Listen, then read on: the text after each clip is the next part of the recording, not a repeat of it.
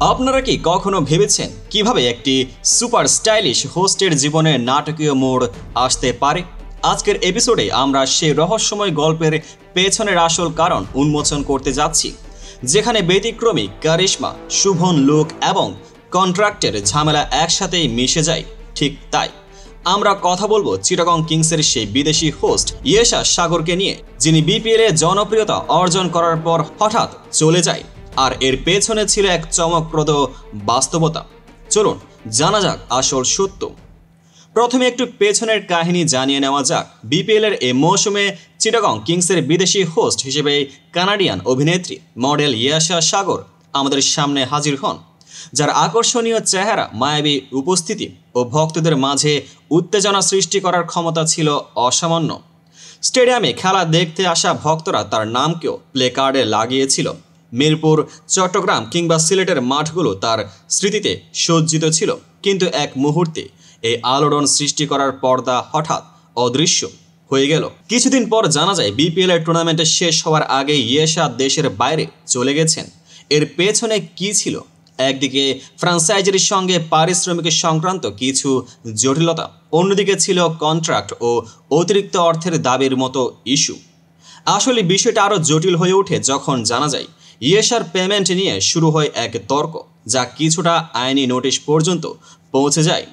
চিটাগং কিংসের মালিক সামির কাদের চৌধুরীর মতে, আমার সাথে কমিটমেন্ট ছিল শেষ উইকে বাকি পেমেন্টগুলো দেব, কিন্তু সেখানে ছিল আর একটি মোড়, যেটি ছিল কন্ট্রাক্ট সাইন করা থাকলেও কাজের ধরন নিয়ে দ্বিধা ও অতিরিক্ত অর্থের দাবি।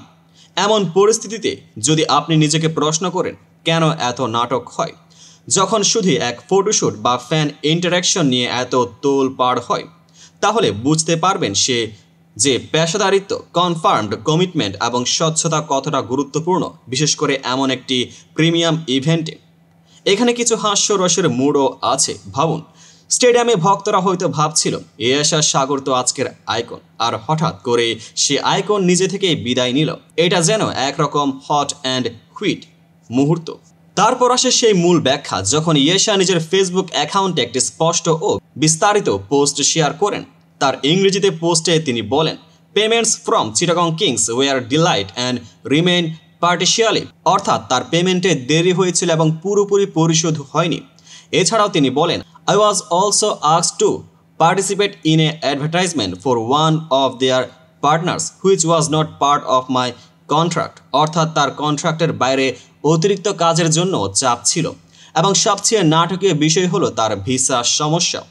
My visa expired on January 19th and despite repeated assurance it was never extended. তিনি ব্যাখ্যা করেন কিভাবে তার পাসপোর্ট 2 সপ্তাহ ধরে আটকিয়ে রাখা হয় এবং অবশেষে কোনো ভিসা ছাড়াই তা ফেরত পাওয়া যায়। এইসব বিবরণ আমাদের শেখায় কখনো কখনো কন্টেন্ট ক্রিয়েশন বা হোস্টিংয়ের পেছনে অনেক গোপনীয় ও জটিল ইস্যু লুকিয়ে থাকে, যা শুধুই বাহ্যিক রূপেই দেখা যায় না।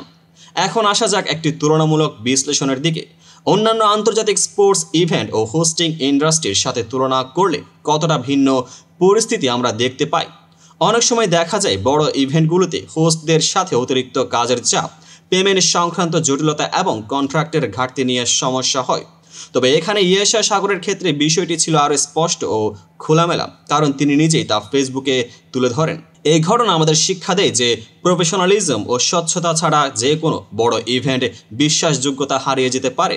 পাশাপাশি এই ঘটনা দর্শকদেরও সচেতন করে দেয় যে শুধু বাহ্যিক দিক নয়, বরং পেছনের লেনদেন ও চুক্তিবদ্ধতা কতটা গুরুত্বপূর্ণ।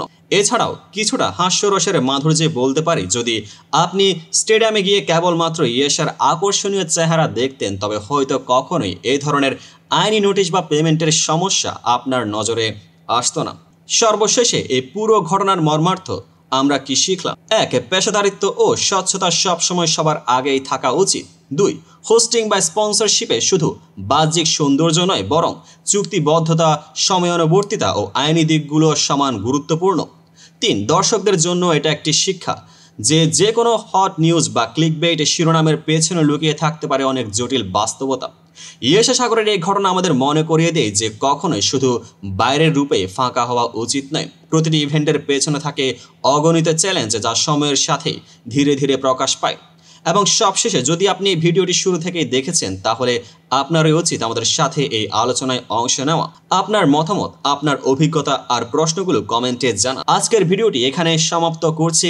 আশা করি এই বিস্তারিত আলোচনা আপনাদের নতুন দৃষ্টিকোণ দিয়েছে। ধন্যবাদ সবাইকে এবং অবশ্যই সাবস্ক্রাইব করতে ভুলবেন না। পরবর্তী ভিডিওতে আবার দেখা হবে।